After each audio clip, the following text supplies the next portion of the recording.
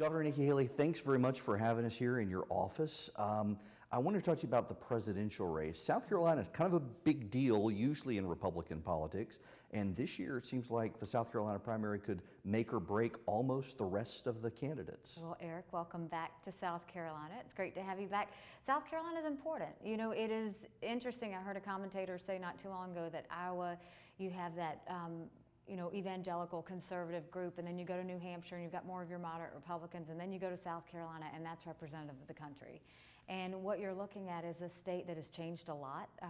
We're number 2 state in the country that people are moving to. We now build things, planes, cars, tires. So changed a lot in terms of not only retirees coming in, new companies coming in, new hires, the vacation is all good. So it's changed from that South Carolina of 2000. What hasn't changed is the passion, the need to shake hands, to ask the hard questions of candidates that come through, and the ability to, stick it out and make a good decision. And, since 1980, we have always picked the nominee except for once, and that was last time, and I think South Carolina could do it again this time.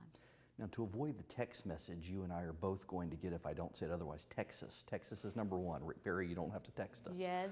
Texas is number 1. South Carolina is number 2, and I like to refer to South Carolina as mini Texas. But the economy in South Carolina, between Boeing, the port situation in South Carolina, the car manufacturers, you've got a wall of shovels over here. I mean, Georgia, with Nathan Deal next door, is routinely trying to compete with South Carolina and has been having a hard time lately out-competing South Carolina for some of the businesses coming in. What's your secret? Governor Deal does well. He really does. And the Georgia group, this is what we do. We all compete. Our sister states compete. And at the end of the day, we're happy for them when they get jobs. I hope they're happy for us, because the Southeast, if we win together. What I'll say is it's competitive. You want to try and get as many companies as you can. We are proud to say now that we build planes with Boeing.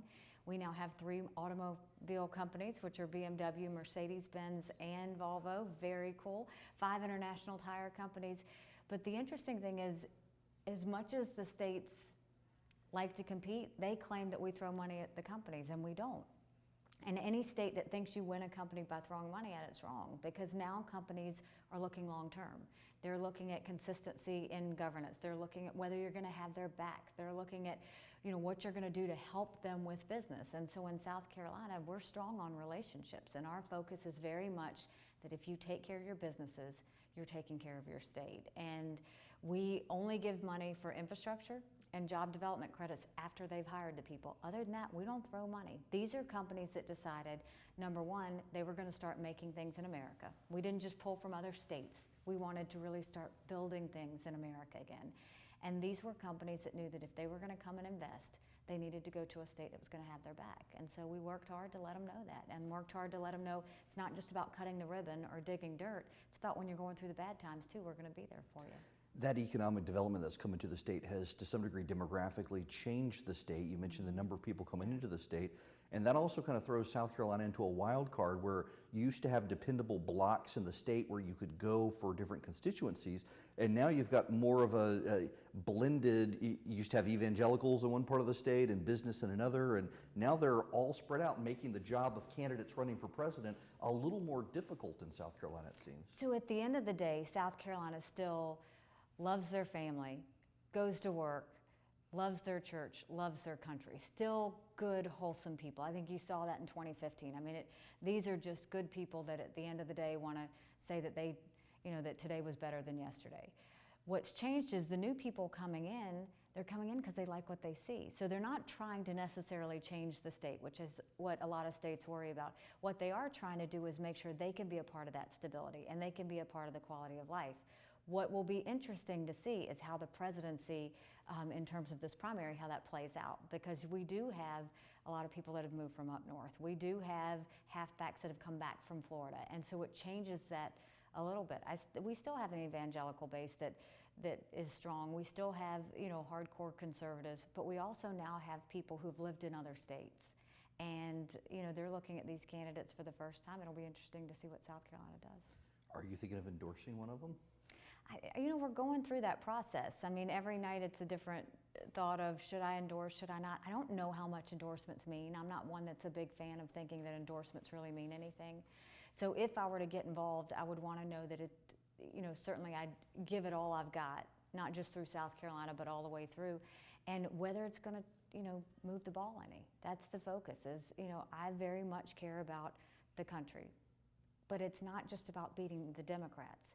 I also want to make sure we bring back that conscience to Republicans. And that's what I said in the address after President Obama's speech was, at some point we have to look in the mirror too and realize that entitlement mentality that has happened in Washington, D.C., that's not just Democrats acting like that. That's Republicans acting like that too. And we have to understand that we were promised that if we had a Republican House and a Republican Senate, life was going to change. And it didn't. So now you're seeing people that are angry. And now you're seeing people saying, what happened? We have to right that ship. And I fully believe we can right the ship. But I think the only way we right the ship is looking in the mirror, saying, what could we do to make things better? And what can we do to hold off the Democrats? It's got to be both. And I think it's very, very important that whoever our candidate is understands it's not just about, Republicans winning. It's about actually getting something done. When you and I talked in August and I raised the vice presidential issue, you said you didn't want to talk about it because people were only talking about it because of the Charleston situation. Right. People are still talking about it, even more so now after the response to the President's State of the Union. So if someone were to offer you the vice presidential slot on the ticket, what would you say? That my life is full. That I am content, that I've got a daughter that's going off to college next year. I've got a son that's finishing middle school. I've got a state that we've done a lot of great things, but I'm not done yet.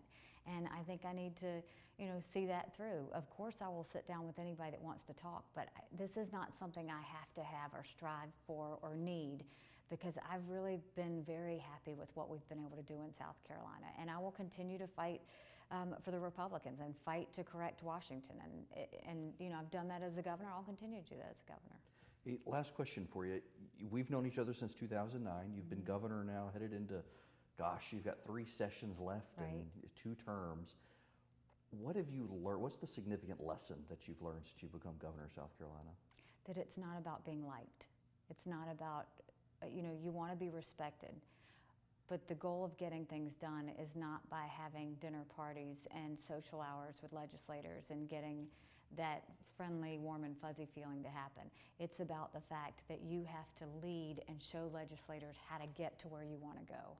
And when they do it, you praise them for it. And when they don't do it, you call them out. And that party doesn't matter when that happens. You have to call out for good government, and you have to do that. And so, we tried all those things. We tried the receptions at the House, and at the end of the day, that's a waste of time. We need to make sure that legislators understand that we're focused on good government. This is how we think we get there. This is how we think they can do it. And if they do that, we all win. And that's the part that I think I look back at year 1 and year 2 is a lot of time, trying to do the warm and fuzzies. And at the end of the day, we've been good because we've just stayed focused on the ball. Governor Haley, thanks very much. Thanks, Erick.